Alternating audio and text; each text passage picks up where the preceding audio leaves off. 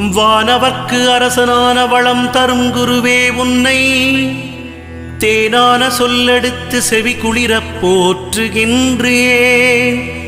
காணாத இன்பம் யாவும் காண நீ வழிவகுப்பாய்.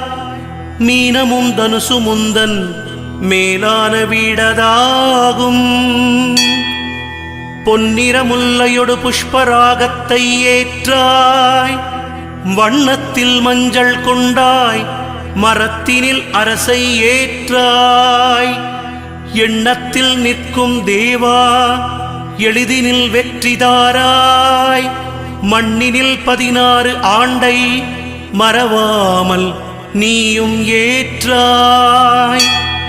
சுண்டல் நைவேத்தியத்தால் தொல்லைகள் தீர்ப்பவன் நீ.